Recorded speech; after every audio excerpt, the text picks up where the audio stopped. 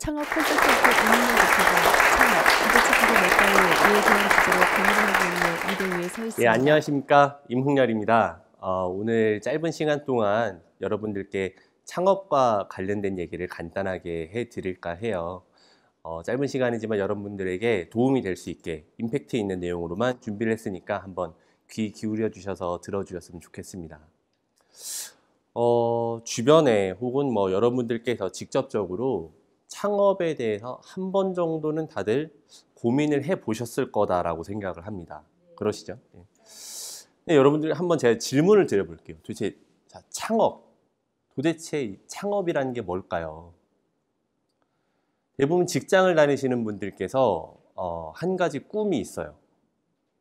대부분 직장 다니시는 분들이 가슴속에 사표를 한 장씩 품고 다닙니다. 이거를 우리 팀장, 우리 상사, 임원들한테 딱 당당하게 내려치는 순간을 한 번쯤은 꿈꾸죠. 예, 그러면서 자연스럽게 나 이번 기회에 한번 장사나 해볼까? 창업을 한번 해볼까? 라는 고민을 자연스럽게 하기 시작한다는 거죠. 분명히 이렇게 시작을 했어요. 장사를 해볼까? 라는 생각에서 시작을 했습니다. 그런데 장사를 하려다 보니까 내가 기술이 없어요. 내가 알고 있는 게 없어요. 그러다 보니까 자연스럽게 프랜차이즈 브랜드나 혹은 기타 내가 알고 있는 무언가를 검색을 하기 시작한다는 거죠. 그러면서 내가 커피숍을 한번 해봐야겠다. 커피숍에서 좀 늦지막히 일어나서 애들 뭐 등원도 시켜주고 뭐 10시나 11시쯤 늦지막히 가게 가서 직원들이랑 눈인사도 한번 맞추고 점심은 좀 바쁘니까 일도 좀 도와주고 오후에는 내가 꿈꾸지 못했던 여유 시간이 생겼으니까 뭐 운동도 좀 하고 책도 보고 영화도 읽고 개인 시간도 좀 가졌다가 요즘 뭐 최저임금도 많이 올랐다는데 저녁에는 혼자 있으면 되지 않을까 이런 생각까지 간단하게 한다라는 거예요.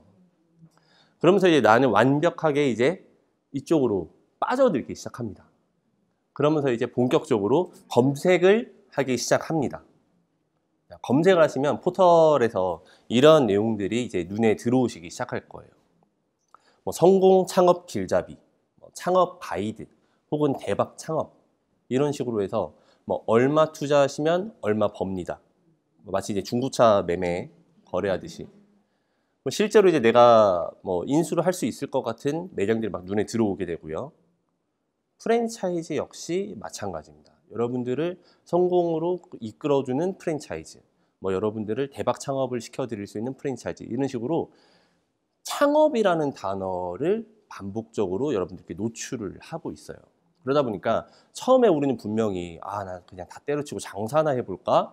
라는 생각으로 시작을 했는데 나도 모르게 나는 창업을 준비하고 있는 사람이 된다라는 거죠. 근데 창업이라는 걸로 이제 저희가 녹아들게 되면은 뭔가 그거에 맞는 준비와 계획이 필요하다라는 거죠. 그럼 여러분들 창업이라는 게 도대체 뭘까요? 한번 창업이라는 단어의 사전적인 의미를 찾아보았습니다. 첫 번째, 나라나 왕조 따위를 처음으로 세움. 두 번째, 사업 따위를 처음으로 이루어 시작함. 이런 두 가지 뜻으로 구성이 되어 있어요. 나라를 세운다. 그러면 한번 생각을 해보시죠. 어떤 영웅이 나타나서 터전을 닫고 같이 이끌어갈 신하들과 함께 우리의 나라의 이념, 정책적인 방향, 기타 등등을 세우고 이 나라가 경쟁력 있는 나라가 되었을 때 오랫동안 꿋꿋하게 건강한 나라로 오래 갈 수가 있겠죠. 우리가 하려는 사업이 마찬가지다라는 거죠. 우리가 무언가를 시작을 할 때 이렇게 치밀한 단계에 의해서 시작을 해야 하는데 실제로 우리가 이렇게 계획과 준비를 해서 시작하느냐라는 제가 질문을 던졌을 때 대부분 아니다라는 게 중요한 내용이에요. 대부분 시작을 하신 분들께서 앞서서 이제 말씀드린 것처럼 검색이나 뭔가 주위의 사람들의 의견을 듣고 시작을 하다 보니까 올바른 순서대로 진행이 되지 않고 뭔가 대박의 꿈이라든지 수익성에 쫓긴다든지 유행을 쫓아간다든지 기타 외적인 요인에 의해서 결정이 된다는 거죠. 내가 창업을 해야겠다라고 마음을 먹었을 때 뭔가 무엇을 해야 할지에 대한 생각을 먼저 버리시고 올바른 순서대로 갈 수 있는 길을 좀 강조를 드립니다. 예비 창업자분들께 강조를 해서 드리는 말씀이 있어요. 창업은 투자가 아니다 라는 얘기를 많이 합니다. 대부분 예비 창업자분들께서 이런 얘기를 많이 하세요. 내가 그래도 얼마 투자했으니까 적어도 얼마 벌어야지. 내가 적어도 이거를 오피스를 하나 구해도 부동산을 구해도 월세가 이 정도가 나온다는데 내가 창업하면 더 벌어야 되는 거 아닌가요? 라는 질문들을 많이 하신다는 거예요. 근데 창업은 절대 투자가 아니다라는 말씀을 굉장히 강조를 해서 드려요. 대부분 사람들이 시작을 할 때는 장밋빛 미래를 꿈꾸실 수밖에 없습니다. 그렇죠? 내가 잘 되면 좋잖아요. 예, 잘 되면 좋으니까 자연스럽게 장밋빛 미래를 꿈꾸시는데 그거에 대한 근거를 마련하시라는 얘기를 드리는 거예요. 막연한 꿈을 쫓아가기보다는 올바른 계획과 순서를 지키셔서 장밋빛 미래를 스스로 만들어 가시기를 바라겠습니다. 네, 이러한 얘기를 하시는 분들의 공통적인 주장이 있어요. 내가 그래도 회사에서 지금 얼마 받고 있는데 창업하면 그거보단 더 받아야죠. 그러니까 창업을 하시는 분들께서 내가 한 달에 얼마를 벌어야 한다라는 기준점이 본인의 회사에서 받고 있는 월급이 기준점이 된다는 거예요. 근데 대부분 그러실 수밖에 없습니다. 왜냐하면 이미 이제 생활을 꾸려가고 계실 테고 가정에서 고정비라든지 생계를 유지하시는 데 필요한 비용이 있기 때문에 당연히 회사에서 받는 월급이 기준이 될 수는 있는데, 자, 여러분들께서 회사에서 받고 계시는 월급은 여러분들의 경력 그리고 여러분들의 전문성, 여러분들이 이때까지 쌓아온 것들이 반영된 급여입니다. 하지만 여러분들이 이제 시작하려는 창업은 어떤가요? 신생아 단계라는 거죠. 그렇게 생각을 하시면은 내가 회사에서 얼마를 받는 것과 무관하게 적게 버는 게 더 당연할지도 모른다라는 얘기예요. 그러면 이제 그런 얘기를 드리면은 사람들이 그럼 나는 창업을 안 하는 게 낫겠다. 저 그럼 그냥 직장 다닐래요. 이런 얘기들을 많이 하신다는 거죠. 저는 그렇게 말씀드립니다. 맞습니다. 그게 만약 기준이시라면은 직장을 계속 다니셔라. 뭔가 돈을 쫓아가셔서 창업을 하시게 되면은 보장이 없다라는 거죠. 그런 분들에게는 그냥 직장을 다니시는 게 맞다라는 얘기를 드립니다. 하지만 대부분 이미 사람들은 창업을 할 수밖에 없는 시점에 와 있어요. 직장을 그만두고 창업을 하시려는 분들께서 굳이 직장을 그만두고 싶으신 분들이 얼마나 계실까요? 그죠? 타의에 의해서 혹은 직장 내 문제에 의해서 혹은 내가 어느 정도 더 이상 올라갈 길이 없어서 여러 가지 이유로 내가 하기는 해야 된다는 거예요. 하기는 해야 되는데 수익률은 내가 생각한 것보다 낮고, 그럼 난 도대체 무엇을 해야 하는가? 라는 고민이 이제 시작된다는 거죠. 여러분들께 항상 좀 강조를 해서 말씀을 드려요. 그런데 그 수익률에 쫓겨서 결정을 하시게 되면 반드시 실패를 한다. 실패할 수 있다. 라는 얘기를 강조를 해서 드린다는 겁니다. 수익률이 쫓겨서 내가 결정을 하게 되면 아무것도 반영이 되어 있지 않아요. 창업이라는 거는 내가 일할 터전을 만드는 것입니다. 내가 실제로 일을 해야 하고 거기서, 그리고 그걸 내가 이끌어 가야 돼요. 이 조직의 오너로서, 수장으로서, 리더로서 끌고 가야 하는데 할 수 있을지 없을지에 대한 검증 없이 수익률에 의해서만 결정을 하게 된다면 할 수 있을까요? 끌고 갈 수 있을까요? 오랫동안 내가 지치지 않고 할 수 있을까요? 라는 질문을 던져보시라는 거죠. 수익률이 쫓겨서 결정을 대부분 하시지만 그렇게 되시지 않게끔 옆에서 이제 조언을 해드리고 있고요. 또 그렇게 되지 않으려면은 그럼 어떻게 결정을 하시는 게 맞는지, 그런 내용에 대해서 간단하게 한번 말씀을 드려볼게요. 올바른 창업을 하는 순서 첫 번째입니다. 먼저 자신의 노동력을 측정해라. 창업은 여러분들께서 일할 터전을 만드는 거다라고 방금 말씀을 드렸어요. 여러분들께서 현장에서 내가 얼만큼 열심히 일을 할 수 있는지 본인에 대해서 한번 먼저 판단을 해보시기를 부탁을 드려요. 노동력이라는 거에는 이러한 나의 체력도 포함이 되어 있지만 나의 기호, 취미, 적성, 기타 등등 나의 모든 것이 포함이 되는 것입니다. 내가 여기서 얼만큼 열심히 일을 할 수 있는 사람인지 아닌지, 내가 만약에 채용을 하는 입장이라면 나 같은 사람을 과연 채용을 할까? 라는 질문을 스스로에게 던져보시면은 내가 무엇을 할 수 있는 사람인지에 대한 대답을 조금이라도 쉽게 찾으실 수 있을 것 같아요. 올바른 창업을 하는 순서 두 번째, 자, 나의 노동력을 상대할 사람이 누군지를 판단해 보시라는 거죠. 즉, 고객에 대한 타겟팅을 하라는 얘기입니다. 자, 나는 이런 걸 열심히 할 수 있는 사람이에요. 어느 정도 이제 내가 나 스스로에 대한 판단이 들었어요. 그러면은 이거를 누구에게 내가 한번 써먹어 볼까? 고객들도 굉장히 다양한 계층이 있다는 거죠. 근데 나의 노동력이 어느 계층과 맞아 떨어졌을 때 가장 효과를 볼 수 있는지에 대해서 고객 설정을 해보시라는 얘기를 드려요. 이렇게 나의 노동력과 고객을 설정을 하면은 그때 비로소 어느 정도 업종이 나오기 시작합니다. 아, 그러면 나는 이렇게 일을 할 수 있는 사람이야. 나는 아침이나 점심이나 저녁이나 어떤 특정 시간대에 되게 잘할 수 있어. 그리고 이러한 손님들은 어떻게 내가 상대하는 게 좋을 것 같아. 그러면 뭘 팔 수 있을까? 라고 하면서 아이템을 선정하게 된다는 거죠. 동시에 이러한 타겟팅이 된 고객층의 주머니 사정을 고려하게 됩니다. 즉, 아이템에 대한 단가가 설정되게 된다는 뜻이에요. 이렇게 고객과 단가, 아이템이 차례대로 설정이 된다는 거죠. 그러면 비로소 여기서 마지막 단계에 접어듭니다. 그 사람이 많은 곳을 찾아가야죠. 장소를 찾아라. 대부분 직장을 다니시다가 창업을 하시는 분들이 더 많다 보니까 이런 얘기를 많이 하세요. 집 근처였으면 좋겠다. 얘기를 많이 하세요. 실제로 많이 하시죠. 그런 분들에게 똑같이 여쭤봅니다.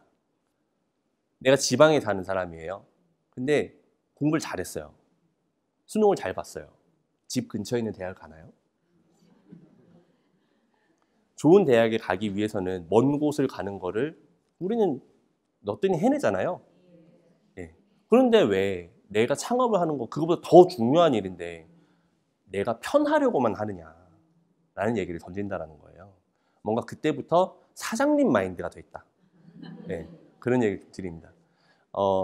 순서가 이렇게 흘러간다는 걸 이해를 하시면은 이제는 비로소 내가 그럼 어떤 걸 잘 할 수 있고 누구를 잘 상대할 수 있고 그러면 어떤 걸 팔아야 하고 이런 거는 어떤 사람들이 대부분 소비력을 갖췄는데 그 사람들은 여기에 많겠구나 혹은 저기에 많겠구나 라는 것을 고려한 상권을 고르게 된다는 거죠. 물론 첫 번째 단계에서 말씀드렸던 노동력이라는 것에 내가 이동해야 할 거리도 포함해야 한다고 생각을 합니다. 뭐 비행기를 타고 제주도까지 출퇴근할 수는 없잖아요. 네. 어느 정도는 내가 감수해낼 수 있을 만한 거리 그런 것이 다 포함이 되겠죠. 그래서 이렇게 순서대로만 가면은 적어도 뭔가 수익률에 쫓겨서는 결정을 하시지 않을 수 있다라는 얘기를 드려요. 자, 근데 이렇게 설명을 드렸을 때는 굉장히 간단합니다. 그죠? 쉬운 것 같고 어려울 것 같지가 않아요. 그런데 왜 대부분 이런 순서를 지키지 않을까요? 말씀드렸던 것처럼 가장 대부분인 거는 특정 무언가에 꽂혀서 시작하시는 경우가 많기 때문이에요. 뭐 옆집 엄마가 뭘 했는데 대박이 났대. 혹은 뭐 제 회사를 다니고 있는데 우리 뭐 옆 부서에 뭐 김 과장님이 회사 그만두시고 뭐 차리셨는데 뭐 난리가 났다더라. 혹은 내가 자주 가는 가게가 있어요. 자주 다니는 상권이 있어요. 근데 거기에 저 자리 참 좋은 자리인데 라고 내가 스스로 생각하고 있었던 자리에서 뭔가 갑자기 급매로 나왔대요. 여기 대박인데 여기 뭐 해도 나 잘 될 것 같은데 라는 생각으로 그때 막 거기에 맞춰서 생각을 한다는 거죠. 여기 대박이야. 여기는 뭐 커피숍 하면 무조건 대박이야. 그럼 여기서 뭐 어떤 커피숍을 할지 내가 생각해야 돼. 이렇게 거꾸로 올라간다는 거예요. 아마 주변에 많이 보셨을 겁니다. 근데 그렇게 하다 보면은 결과적으로 나의 노동력이 반영되어 있지 않을 가능성이 가장 크다는 거예요. 너무 힘든 거죠, 해보니까. 그리고 나랑 전혀 안 맞는 사람들을 상대하게 될 가능성이 높아요. 그러면 어떤 현상이 발생하느냐? 내 가게에 내가 가기 싫어집니다. 아침에 눈 뜨면 한숨부터 나와요. 돈이라도 많이 벌면 다행인데. 뭐 여러 가지 이러한 상황들이 이제 쌓이고 쌓이면은 내가 마음이 떠버린다는 거죠. 그렇기 때문에 올바른 순서대로 지키시는 것을 가장 중요하다라고 말씀을 드리고요. 대부분 이렇게 올바른 순서를 지키지 않는 경우가 대박을 쫓아갔기 때문이다라고 말씀을 드립니다. 뭔가 하나에 꽂혔기 때문에, 대박을 쫓아가는 걸 꽂혔기 때문에. 자, 저는 여기서 경험이 없으신 분들을 대상으로는 당연히 대박은 어렵다라고 말씀을 좀 드려요. 대박이라는 건 물론 운도 중요하지만 나의 경험이 받쳐지지 않으면은 뭔가 대박의 기회가 왔더라도 놓칠 가능성이 높다라는 거죠. 그럼 초보 창업자분들은 무엇을 쫓아야 하느냐? 쫓아가기보다는 실패를 피하셔라. 자, 창업을 하셔야 되는 분들이 아까 말씀드렸던 것처럼 대부분 자의가 아니라 타의에 의해서 시작하시는 분들이 더 많다라고 말씀을 드렸어요. 그러다 보니까 이렇게 순서를 지켜야 하는데 시간이 많지가 않아요. 당장 다음 달부터의 생활비가 필요해요. 다다음 달에 생활비가 필요해요. 일부 어느 기간에는 나의 뭐 퇴직금이라든지 기타 좀 모아둔 돈으로 내가 버틸 수는 있겠는데 결국 그게 나의 창업 자금을 까먹는 일이에요. 그러다 보니까 빨리 시작해야 된다는 거죠.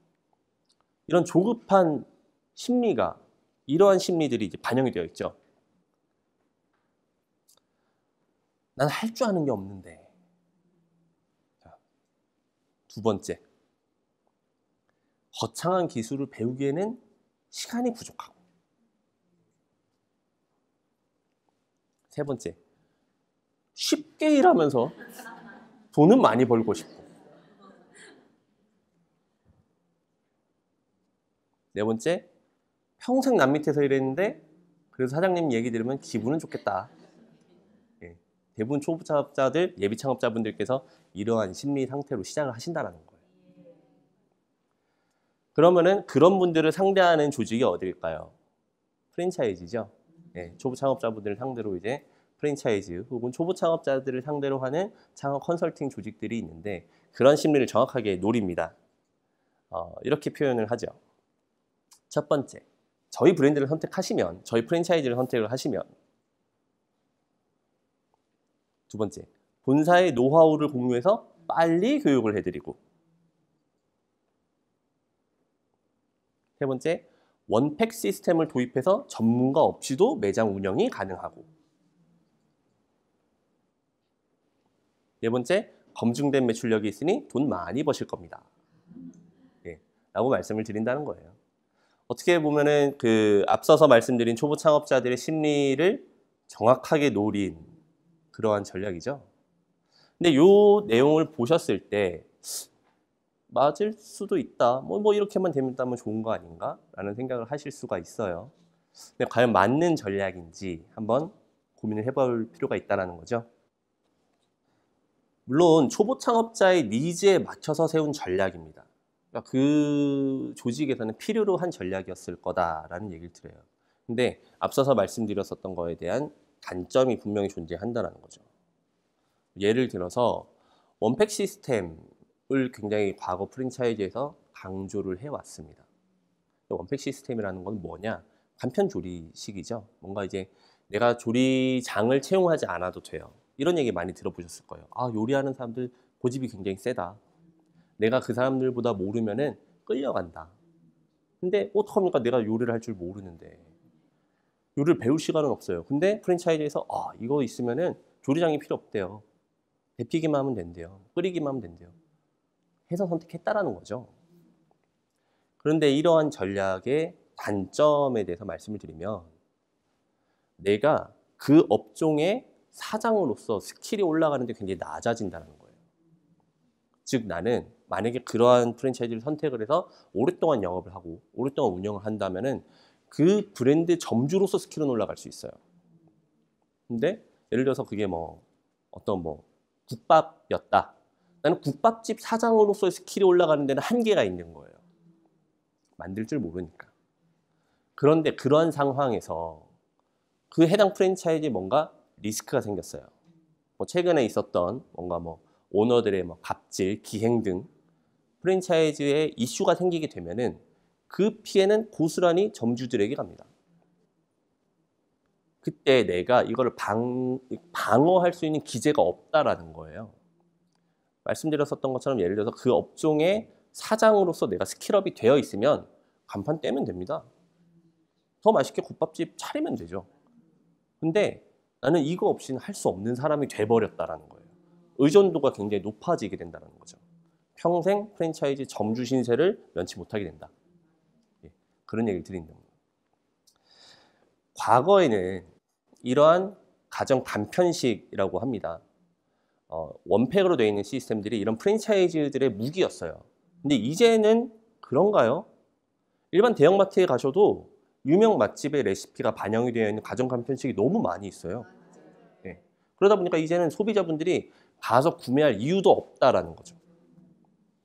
과거에는 프랜차이즈가 어떤 점주들을 상대로 나의 매장을 많이 차리기 위한 무기로서 그런 것을 활용했다면 이제는 그것이 더 이상 무기로서 효과가 떨어지는 시기가 왔다. 그것은 더 이상 내가 그 프랜차이즈를 선택해야 되는 이유는 아니다. 예, 이렇게 이해를 하시면 될 것 같습니다. 창업자분들께서 또 굉장히 안일하게 생각하시는 분들이 있어요. 이런 예를 한번 들어보겠습니다. 예를 들어서 예비 자금이, 나의 창업 자금이 한 1억 원 정도 있다라고 예를 들어볼게요. 근데 어떻게 뭐 잘 골랐어요. 잘 골라서 보증금이 한 5천만 원 정도, 뭐 임대료가 한 300만 원 정도, 그리고 내가 뭐 시설 투자금으로 한 5천만 원 정도를 투자해서 이 매장을 오픈하는 걸로 결정을 내렸습니다. 이런 생각들을 하세요. 혹시라도 이게 안 돼도 보증금은 보장이 되니까 5천만 원만 날아가는 거겠지 라는 생각들을 하신다는 거예요. 굉장히 안일한 생각이다라는 얘기를 드립니다. 우리는 장사가 되든 안 되든 매월 300만 원이라는 임대료를 임대인에게 꼬박꼬박 지급을 해야 됩니다. 근데 장사가 안 됐어요. 임대료조차 낼 수 없는 상황이 왔어요. 그럼 어떻게 됩니까? 보증금에서 까야죠. 그러려고 임대인이 보증금을 받는 거예요. 예. 그러다 보니까 대부분 보증금을 책정하는 기준이 1년치 임대료 혹은 2년치 임대료 수준으로 맞추는 겁니다. 그 사람의 계약 기간과 동일하게 맞춘다라는 거죠. 근데 보증금이 보장이 되지 않는다라는 거죠. 그러면은 이렇게 보장되어 있지도 않는 보증금, 그리고 내가 운영을 하면서 생겨나는 적자, 그리고 내가 시선한 투자금. 창업 실패 리스크는 그 끝이 없다라는 데 가장 무서운 점이 있습니다. 더 무서운 점은 회복이 불가하다라는 데 있어요. 여러분들께서 뭐 종잣돈이 한 10억 정도 있으세요. 그중에 1억만 써야지 해서 창업하신 분들이 있을까요? 얼마나 있을까요? 대부분 내가 자금이 부족해서 어디서 빌리고 부족한 걸 또 메꾸고 어떻게든 힘들게 모아서 시작한 창업인데 이런 리스크를 겪게 되면 회복이 불가하다는 데 가장 큰 무서움이 있어요. 그렇기 때문에 약간 여기서 좀 팁을 좀 드리면요. 과거 이제 임대차 보호법이 몇 차례에 의해서 개정이 되었습니다. 그래서 이제는 임대료에 대한 상한선이 굉장히 완화되었어요. 5% 수준으로 완화가 되었고, 과거 임대차 보호법은 약간 우리나라에 있는 상가를 대부분 포함할 수 없는 수준의 법이었었는데 최근에 역시 몇 차례를 통해서 개정이 되면서 이제는 대부분의 상가에 임대차 보호법이 적용이 됩니다. 그 말은 무슨 뜻이냐? 임대료 상한선에 대한 걱정은 이제 조금 덜 하셔도 된다는 거예요. 그러면은 단연 계약을 할 게 아니라 단년 계약을 하는 게 임차인 입장에서 유리하다는 거죠. 혹 이런 임대인을 만나실 수 있습니다. 오랫동안 영업을 할 수 있게 5년으로 계약 기간을 써주겠다. 근데 임대료도 내가 동결로 해주겠다. 선의에 의해서 임대인이 그렇게 얘기를 하셨을 수도 있지만 오죽 여기가 장사가 안 되면 나한테 이런 제안을 하지? 라는 생각도 합리적인 의심을 해보실 필요가 있다는 거죠. 임대차 보호법과 별개로 임대인은 임대료가 미지급되는 경우에 임차인을 내쫓을 권한이 있어요. 몇 차례 한 2개월, 3개월씩 이렇게 임대료가 밀리면 내쫓을 수 있습니다. 근데 임대인이 내쫓을까요? 안 내쫓죠. 보증금이 있잖아요. 보증금에서 꼬박꼬박 내가 따주기만 하면 되는데 내쫓을 이유가 전혀 없다는 거예요. 후속 임차인을 구해올 때까지 그 사람은 무조건 붙잡아 놓는다라는 거죠. 임대인 입장에서. 그렇기 때문에 괜히 길게 영업을 하고 싶어서 단연 계약을 하셔서 족쇄가 되는 계약을 하시지 마시고 단년 계약으로 하셔라. 그러면은 1년 후에 내가 1년 계약으로 했다가 내쫓기면 어떡하냐라는 얘기를 하실 수가 있는데 그것을 보호해 주는 게 임대차 보호법입니다. 임대차 보호법에 의거해서 여러분들의 영업권은 이제부터는 10년간 보장을 받으세요. 계약 기간이 끝나도 내가 여기서 계속 영업을 하겠다라고 임대인에게 주장할 수 있는 권리가 있다는 거죠. 그렇기 때문에 물론 1년마다 임대료는 상승할 수 있습니다. 대신에 그 폭을 완화시켰다라고 아까 말씀을 드렸죠. 5% 수준으로 완화시켰기 때문에 뭔가 리스크를 생각한다면 이게 오히려 올바른 방법이지 않을까라는 생각을 같이 해보실 수 있다는 거예요. 그래서 물론 이제 정말 선의로 그렇게 제안해 주시는 임대인분들도 계세요. 최근에는 그냥 뭐 신경 안 쓰고 오랫동안 영업할 수 있게 내가 이렇게 마련하겠다라고 얘기하시는 분들도 계시는데 뭐 저희 입장에서는 아무튼 나의 목숨과도 같은 돈이 투자가 되는 창업인데 의심 한번 해보실 필요는 있겠죠? 예. 창업은 이렇게 리스크가 참 많습니다. 끝이 없다라는 얘기를 드렸고 정말 조심하시고 또 조심하시고 가급적이면 차라리 안 하시는 게 낫다라는 얘기도 좀 강조해서 드리는데요. 요즘 이제 청년들의 가장 큰 고민이잖아요. 취업. 예. 여러분들께서 취업을 하시기 위해서는 어떤 노력을 기울이시나요? 학창 시절부터 공부를 열심히 해서 좋은 대학에 가고 싶어 하고 대학을 선택하고 전공을 선택할 때 뭔가 취업이 잘 되는 전공도 고려하기도 하죠. 대학에 간다고 끝이 아니잖아요. 또 스펙을 쌓고 자격증을 따고 스터디를 하고 면접 준비를 하고 어떻게든 좋은 직장에 들어가기 위한 취업을 하기 위한 노력들을 한다는 겁니다. 창업은 제가 말씀드렸던 것처럼 내가 취업할 터전을 만드는 거예요. 둘 중에 어떤 곳에 더 많은 노력을 기울여야 할까요? 창업이라는 거죠. 실제로 근데 창업을 준비하시는 분들이 내가 취업을 준비를 했었을 때의 노력에 반이라도 노력을 해주시면 다행인데 그렇지 않다는 거죠. 앞서 말씀드린 것처럼 수익률 혹은 뭔가 대박, 뭐 기타 등등 아이템에 꽂혀서 결정하신다는 겁니다. 뭐 다시 한번 좀 강조를 드리지만 내가 일할 곳을 스스로 만든다.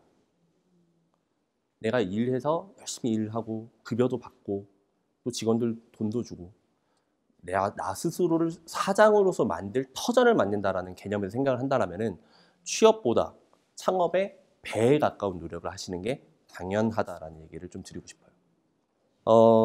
이번 좀 재밌는 얘기를 해드리겠습니다. 여러분들께서 가장 좀 궁금해 하시고 가장 민감한 얘기예요. 네. 요상한 권리금이라는 시장이 있어요. 이런 질문을 제일 많이 받습니다. 대한민국에만 있는 권리금이라는 게 도대체 뭔가? 권리금이라는 게 뭔가요? 결국에 이제 기존에 내가 장사를 하고 있는 사람이 내 가게에 대한 무형의 가치를 돈으로 책정해서 파는 겁니다. 즉, 말씀드렸던 것처럼 무형의 가치이기 때문에 이것을 논리적으로 설득할 수 있는 방법이 없다라는데 가장 큰 무서움이 있다는 거죠. 권리금은 대부분 이렇게 구성이 되어 있어요. 자, 첫 번째 뭐 홍대라든지 강남역이라든지 기타 여기선 뭘 해도 대박입니다. 해서 이 동네는 무조건 이 정도 금액은 주고 들어가셔야 돼요. 라고 얘기하는 바닥권리. 두 번째는 내가 하고 있는 가게를 그대로 넘겨줘요. 자, 난 지금 매출이 이만큼 나오고 순이익이 이만큼 나오고 있어요. 단골 고객이 이만큼 있고 뭐 나는 이런 노하우가 여기 다 놓아져 있는 거를 다 전수해 드릴게요. 라는 명목으로 요구하는 영업 권리. 그리고 마지막으로 내가 이거 가게 차리는데 인테리어에 돈을 얼마를 썼어요. 아직 다 새 거니까 이거 그대로 인사하시는 조건으로 얼마 주세요. 라고 요구하는 시설 권리. 이렇게 세 가지로 구성이 되어 있다는 거예요. 근데 말씀드렸던 것처럼 논리적으로 이것을 객관화할 수 없습니다. 최근에 부동산 시장에서 아파트 주민들과 부동산 중개인이 담합을 해서 얼마 이하로는 매매를 하지 말자, 이러한 움직임이 있었다라는 보도 자료를 몇 차례 걸쳐서 보신 적이 있으실 거예요. 권리금 역시 마찬가지라는 거죠. 자, 근데 중개 같은 경우는, 일반적인 상가 중개 같은 경우는 법령으로 정해져 있습니다. 상가를 중개할 때 수수료는 이만큼을 주고받아라라고 정해져 있어요. 상가를 전세가로 환산을 하고 나서 거기에 0.9% 이내의 수수료를 청구하게 되어 있습니다. 요즘은 경기가 어렵다는 이유로 0.9%를 꽉 채워서 요구하는 중개는 별로 없고요. 보통 설명은 한번 하죠. 0.9%이어서 어느 정도인데 이 정도만 받겠습니다. 이런 식으로 이제 설명을 한번 해요. 대부분 계산을 해보면은 한 달치 임대료 정도를 상가를 거래할 때는 수수료로 내게 되어 있는데요. 권리금은 이러한 게 없어요.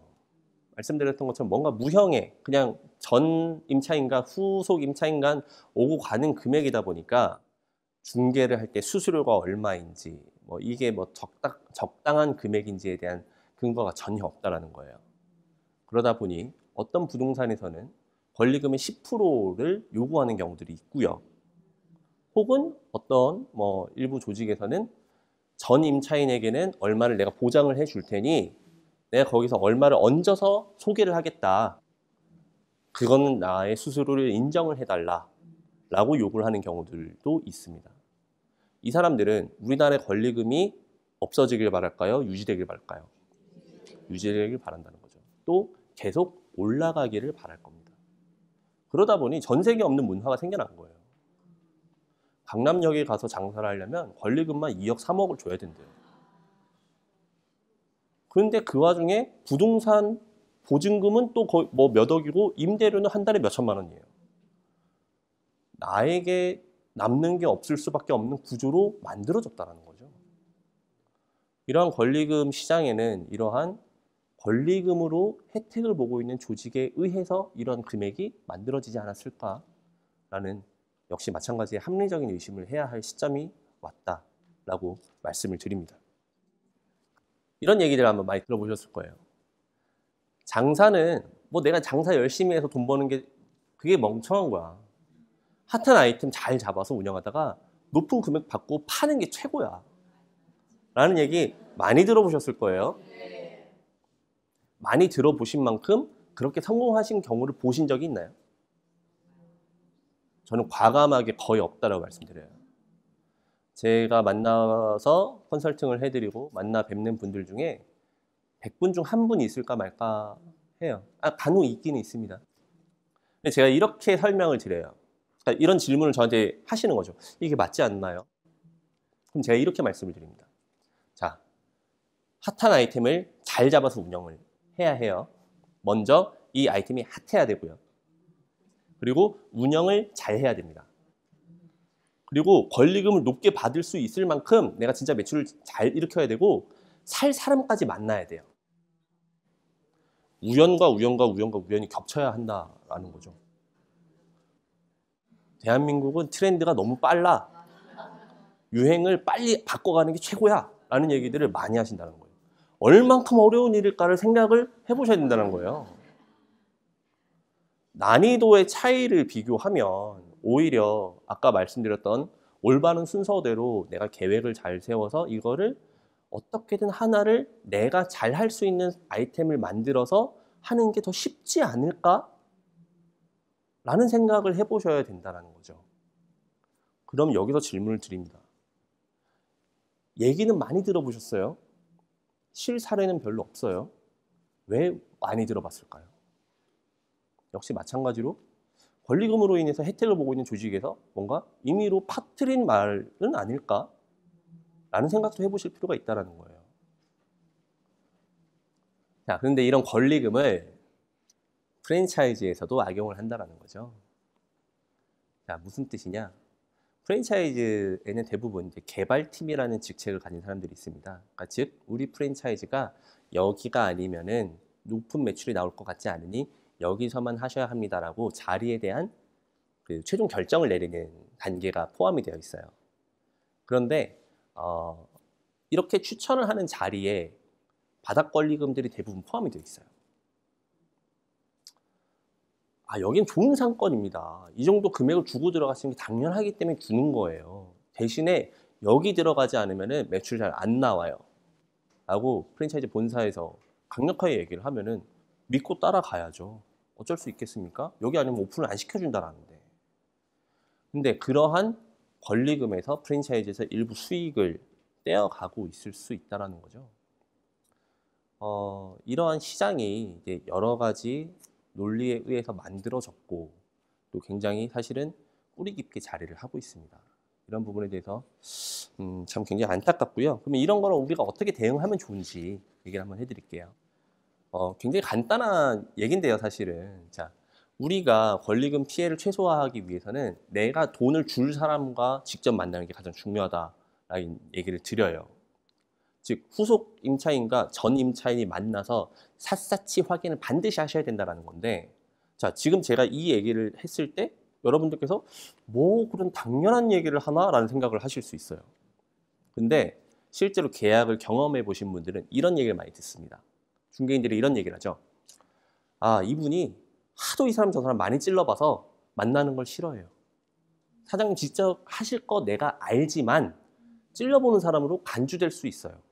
어차피 내가 수수료를 받고 일하는 사람이고 내가 사장님보다 더 잘 깎을 수 있으니 맡겨주세요.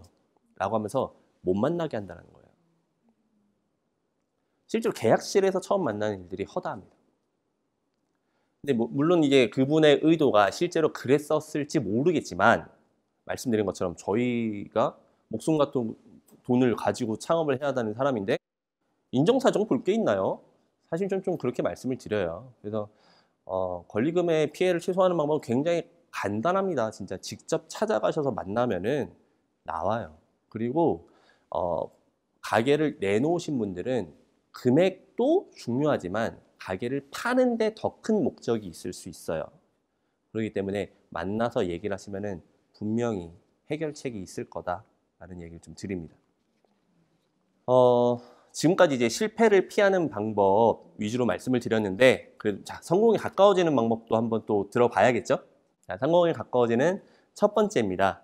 나만의 강점을 만들어라.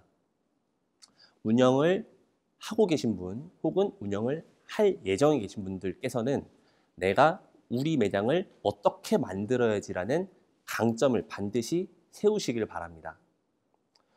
근데 강점이 없는 것 같아요. 내가 뭐 하고 있는데 잘 모르겠어요. 자, 거창한 것부터 시작하는 게 아니고요. 내가 진짜 친절한 매장이 돼야지, 진짜 깨끗한 매장이 돼야지, 한 푼이라도 싸게 팔아야지, 양이라도 많이 줘야지, 이런 굉장히 그 간단한 개념에서 시작할 수 있다는 거예요. 더불어서 이러한 강점이 내가 판매하고 있는 아이템과 부합이 되면 가장 좋습니다. 근데 이것을 강점으로 끝내는 것이 아니라 그거를 대문짝하게 붙여놓으시라는 거예요. 우리 매장은 이런 매장입니다 라고 대문짝하게 붙여놓으세요. 그래서 그거를 고객들로 하여금 공감을 이끌어내시면 그 고객들은 이 매장이 이런 매장이구나 라고 각인이 됩니다. 그러면서 자연스레 충성도가 높아진다는 거죠. 더불어서 그렇게 대문짝하게 연출을 해놓으시면요, 나 스스로를 나태해지지 않게끔 채찍질을 해주는 역할을 할 수 있어요. 내가 변했네 라는 얘기를 안 들을 수 있는 하나의 자가적 도구가 될 수 있다는 거죠. 나만의 강점을 만들어라. 굉장히 강조해서 말씀을 드리고요. 효과적인 마케팅을 하셔라. 자, 첫 번째, 나만의 강점을 활용한 마케팅을 하셔라라는 얘기를 드립니다. 최근에는 마케팅이 여러 가지 방법들이 있어요. 그리고 마케팅 대행 업체들도 많이 있고요. 과거에는 이제 유명한 사람이 왔다 갔는데 너무 맛있었다, 후기성 글들 이런 거에 의해서 많이 자본이 움직이던 시절이 있었죠.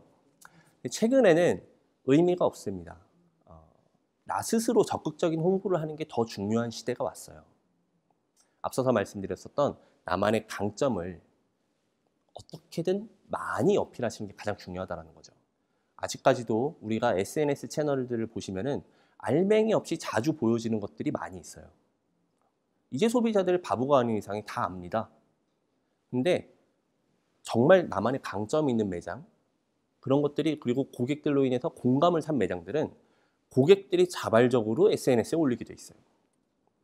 고객들의 자발적인 동참을 유도해내는 것이 가장 효과적인 마케팅이고, 그러한 데는 우리 매장의 강점이 가장 중요한 역할을 한다라는 얘기를 강조해서 드립니다. 자, 그리고 편견을 벗으면 경쟁력이 생긴다라는 얘기를 드려요. 자, 여러분들 산행 많이 하시잖아요. 산에 내려갔다 오면은 죄다 파전, 도토리묵, 닭백숙, 막 두부, 뭐 이런 것만 팔아요. 나 그런 거 안 먹고 싶은데, 그죠? 편견입니다. 여러분들 생각보다 많은 편견 속에 살고 있어요. 막걸리집 전통 주점에 가면은 죄다 한문으로 막 벽지가 발라져 있어요. 뭔 말인지도 모르겠어요. 간판은 죄다 뭐 기와집 아니면 초가집 뭐 이런 것들이고. 예. 요즘 소비자들이 좋아하는 것. 근데 뭔가 이 아이템은 이래야만 해라는 편견이 혹시 우리가 있지 않을까? 이런 편견을 깨뜨리면 레드오션처럼 보이는 것들 속에서도 블루오션을 찾을 수 있다라는 얘기를 드립니다. 자, 그리고 고객의 마음을 훔쳐라. 자, 이 내용은요, 최근에 가장 좀 이슈가 되고 있어요. 소비자들은 한 푼이라도 소비를 할 때 합리적인 이유를 부과하고 싶어 합니다. 내가 돈을 쓰더라도 허튼 데 쓰고 싶지가 않은 거예요.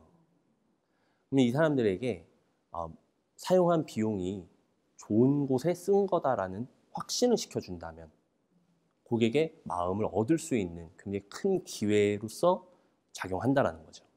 최근에 이제 가심비라고 이제 화두에 있었죠. 네, 이러한 내용입니다.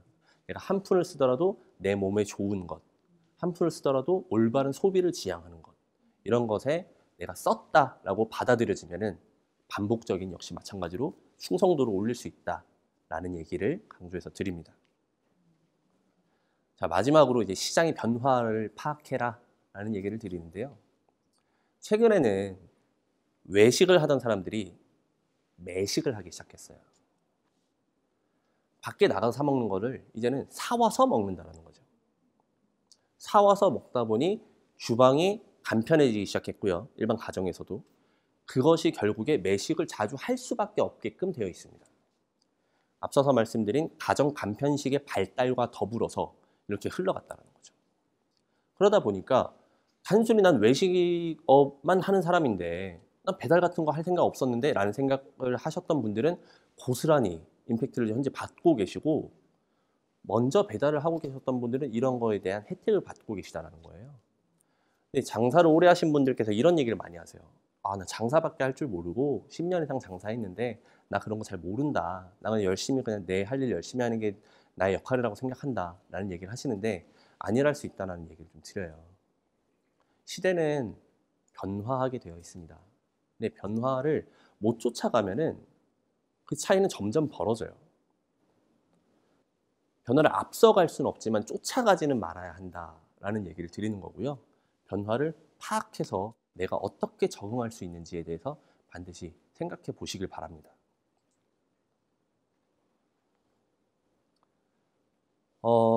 예비 창업자분들은 두려워요. 언론에서는 죄다 망한대요. 주변 분들도 다 힘들다는 얘기만 하고, 야, 장사 한번 해볼까 얘기하면은 다 말려요. 무슨 소리야? 직장 다녀야지. 그죠? 근데 해야 해요. 어쩔 수 없습니다. 시작을 해야 되는 상황이 왔어요. 근데 누군가는 우리들을 이용하고 있어요.